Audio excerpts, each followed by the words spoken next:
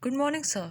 Today, I, Sonia Yadav, would like to give presentation on the topic Fermat's theorem and Euler's theorem. So, first we will see about Fermat's theorem, its definition, proof, and one example. Its statement: if a, if a is any integer and p a prime one, then a to the power p is congruent to a under modulo p. A congruent means such that if we say a is congruent to b under modulo m, it implies that m divides a minus b. So proof of this equation: first, suppose that a is not relatively prime to p, that is the gcd of a comma p is greater than 1. It is not equal to 1, so it must be equal to some number. But since p is a prime number, then and it can only be divided by 1 or itself, so p must divide a. Therefore a is equal to modulo p. Now p divides a, so it must divide a to the power p as well. Therefore p must divide a to the power p minus a. That is, if p divides a, it implies p divides a to the power p, and it also implies p divides a to the power p minus a. From this we have a to the power p minus a is congruent to operation modulo p, which implies a to the power p is congruent to a under modulo p. Example: find the remainder of 3 to the power 47 when divided by 23 using Fermat's theorem. Solution: by Fermat's theorem, we have 8 to the power p minus 1 is congruent to 1 under modulo p. It can be also written in this form. Here p is equals to 23, therefore a to the power 22 is congruent to 1 under modulo 23, where a is an integer. Putting a is equals to 3, we get 3 to the power 22 when divided by 23 gives remainder 1. Therefore 3 to the power 47 is equals to 3 to the power 22 into 3 to the power 22 into 3 to the power 3 is equals to 1 into 1 into 3 to the power 3 is equals to 27. Thus 3 to the power 47 is when divided by 23 gives remainder 27. Now when 27 is divided by 23, it gives remainder 4. Hence 3 to the power 47 when divided by 23 gives remainder 4. On going to Euler's theorem, we will first see Euler's function. Euler's function states that the Euler's function phi m represents number of elements in the set am, where am is a set of n which belongs to natural numbers, and n is greater than equal to 1 less than m, such that n comma m is equals to 1. That is, the GCD of n comma m is 1, which means n and m are relatively prime. Some examples, like Euler's function of 1 will be 1 as the set contains only one element, which is 1.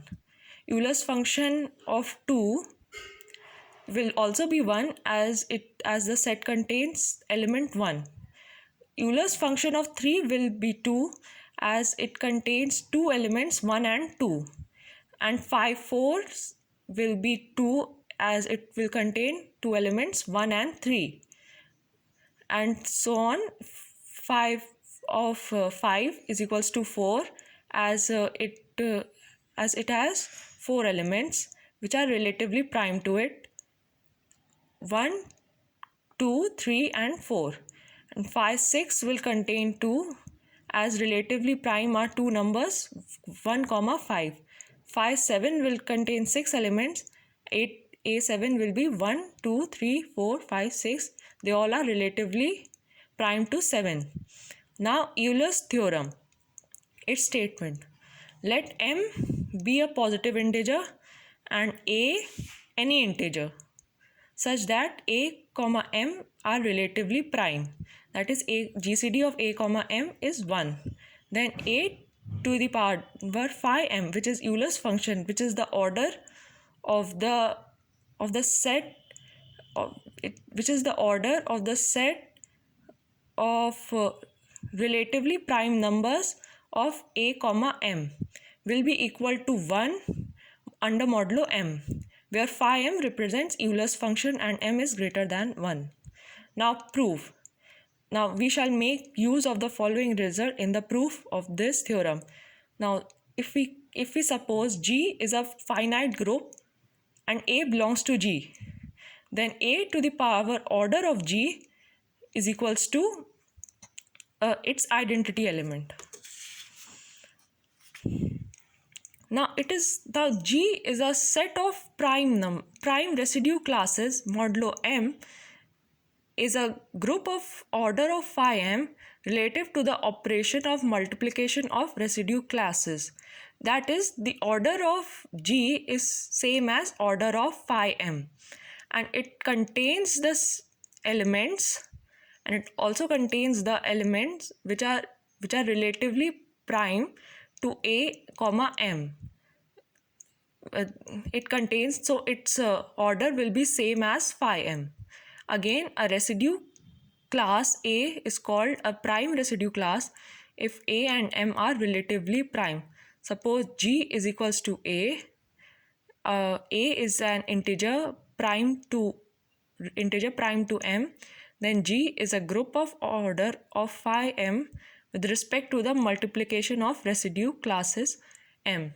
Let A and M be relatively prime so that A belongs to G and its order is phi m by the second statement. Now hence A to the power phi m is equals to 1, because that will be the 1 will be the identity element as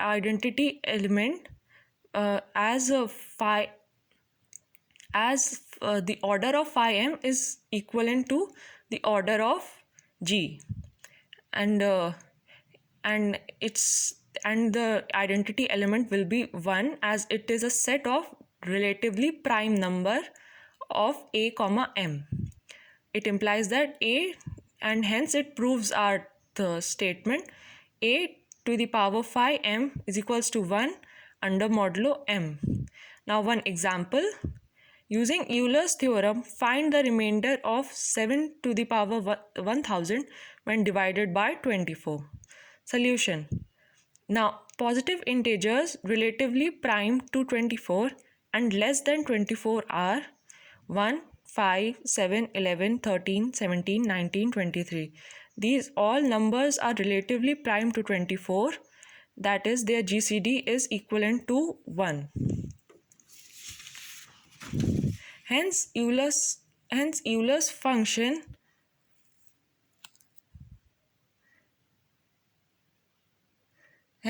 function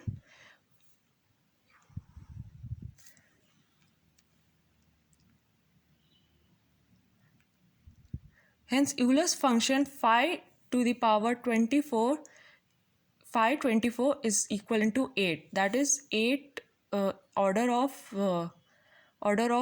the set which contains relatively prime to 24 is 8. By Euler's theorem, 7 to the power 8 divided by 24 gives remainder 1. 7 is relatively prime to 24. Therefore, 7 to the power 1000 is equals to 7 to the power 8 into 125. It implies 7 to the power 1000 divided by 24 gives remainder 1 to the power 125, which is 1. Thank you, sir.